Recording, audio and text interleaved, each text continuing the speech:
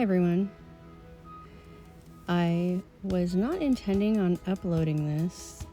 I was just playing around with these new brush markers that I got. They are acrylic brush markers, and they're not the brand that everyone's been raving about, but they're similar, and I was really surprised at how much I liked them.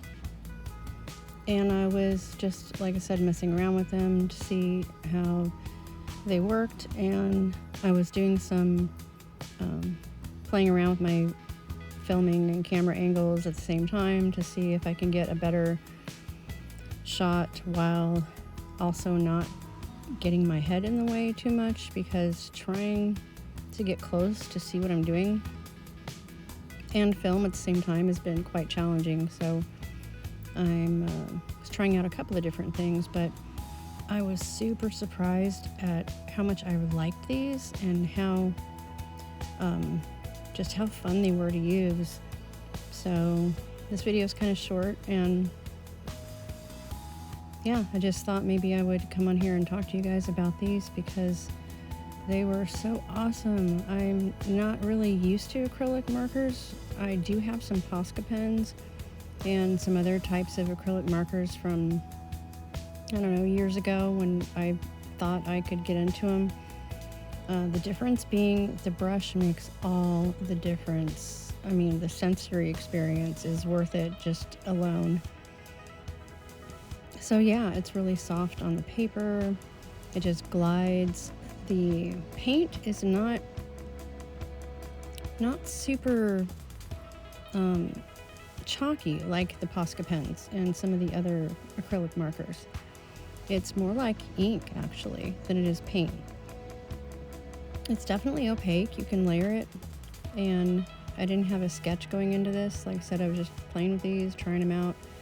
I had swatched some of them just to see what the colors were like and stuff, and I did not get a chance to put these in color order, and the company arranged it in their own color format, so it wasn't typical. So I had no way of knowing what colors I was grabbing, because in case you guys didn't know, that's one of the challenges I have with my eyesight, is I cannot make out colors all that well, so I really have to have them arranged in an order so I know which colors they are when I'm using them. But you know, the old rule of art is if you know where your values go, then you can pretty much use any color you want.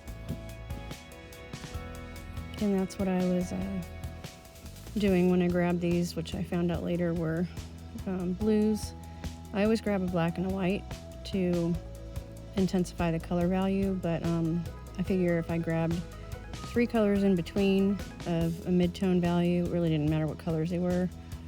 And when I showed it to my son later to ask him what colors they were, and he told me they were a range of blues and purples, and he said she looked like a water girl. So yeah, I just decided to call her the Water Nymph, and that's what I'm probably going to put in the title of this video. So yeah, again, these were like super fun to use. Oh my god, I can't recommend these enough.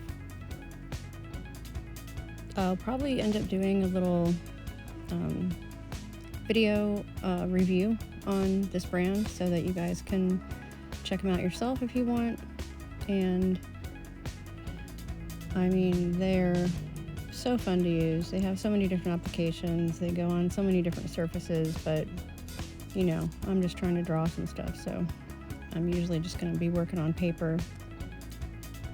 And I could see that canvas, unless it was really sanded, might be a little rough for these brush marker pens. They do have another side to them, which is like a bullet tip that draws a little bit more precisely, but just the way they go down on the paper was just like so effortless. Just normally it would take me about, I don't know, like an hour or so to get close to being able to finish a drawing of this size, but these took me like 20 minutes or less. Or I should say this painting took me 20 minutes or less, but yeah, they were super fun to use. So did I say that like already? That they were super fun to use? Yeah.